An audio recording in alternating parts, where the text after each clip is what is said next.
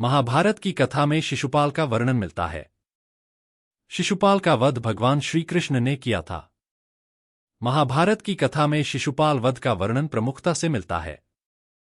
शिशुपाल वध महाभारत की कथा श्री कृष्ण और शिशुपाल वध के प्रसंग बिना अधूरी है। शिशुपाल भगवान श्री कृष्ण की बुआ का पुत्र था और रिश्ते में कौरवों तथा पांडवों का भाई था। यह बात जानने योग्य है कि इतना करीबी होने के बाद भी भगवान श्री कृष्ण को आखिर शिशुपाल का वध करने की क्या आवश्यकता पड़ गई। इसका उत्तर जानने के लिए सबसे पहले शिशुपाल की जन्म की कहानी को जानना पड़ेगा। शिशुपाल के जन्म के समय थीं 3 आंख और 4 हाथ। शिशुपाल वासुदेव की बहन और छेदी के राजा दमघोष का पुत्र था। इस तरह से वह श्री कृष्ण का भाई था। शिशुपाल का जन्म जब हुआ तो वह विचित्र था। जन्म के समय शिशुपाल की 3 आंख और 4 हाथ थे। शिशुपाल के इस रूप को देखकर माता पिता चिंता में पड़ गए और शिशुपाल को त्यागने का फैसला किया। लेकिन तभी आकाशवाणी हुई कि बच्चे का त्याग न करें, जब सही समय आएगा तो इस बच्चे की अतिरिक्त आंख और हाथ गायब हो जाएंगे। लेकिन इसके साथ ही यह भी आकाशवाणी हुई कि जिस व्यक्ति की गोद में बैठने के बाद इस बच्चे की आंख और हाथ गायब होंगे वही व्यक्ति इसका काल बनेगा। श्री कृष्ण ने बुआ के सामने रखी ये शर्त। एक दिन भगवान श्री कृष्ण अपनी बुआ के घर आए। वहां शिशुपाल भी खेल रहा था। श्री कृष्ण के मन शिशुपाल को देखकर स्नेह जागा तो उन्होंने उसे गोद में उठा लिया। गोद में उठाते ही शिशुपाल की अतिरिक्त आंख और हाथ गायब हो गए। यह देख शिशुपाल के माता पिता को आकाशवाणी याद आ गई और वे बहुत भयभीत हो गए।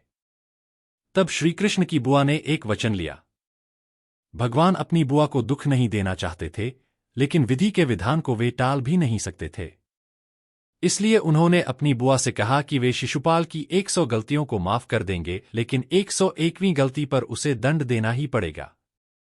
शिशुपाल रुक्मिणी से विवाह करना चाहता था।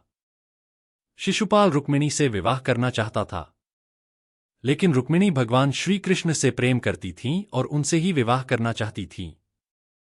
लेकिन रुक्मिणी के भाई राजकुमार रुक्मी को रिश्ता मंजूर नहीं था। तब भगवान श्री कृष्ण रुक्मिणी को महल से लेकर आ गए थे। इसी बात से शिशुपाल भगवान श्री कृष्ण को शत्रु मानने लगा था। इसी शत्रुता के कारण जब युधिष्ठिर को युवराज घोषित किया और राजसूय यज्ञ का आयोजन किया गया तो सभी रिश्तेदारों और प्रतापी राजाओं को भी बुलाया गया। इस मौके पर वासुदेव, श्री कृष्ण और शिशुपाल को भी आमंत्रित किया गया था। यहीं पर शिशुपाल का सामना भगवान श्री कृष्ण से हो जाता है। भगवान श्री कृष्ण का युधिष्ठिर आदर सत्कार करते हैं। यह बात शिशुपाल को पसंद नहीं आई और सभी के सामने भगवान श्री कृष्ण को बुरा भला कहने लगा। भगवान श्री कृष्ण शांत मन से आयोजन को देखने लगे, लेकिन शिशुपाल लगातार अपमान करने लगा, उन्हें अपशब्द बोलने लगा। श्री कृष्ण वचन से बंधे इसलिए वे शिशुपाल की गलतियों को सहन करते रहे। लेकिन जैसे ही शिशुपाल ने 100 अपशब्द पूर्ण किए और 101वां अपशब्द कहा, श्री कृष्ण ने सुदर्शन चक्र को आदेश दिया।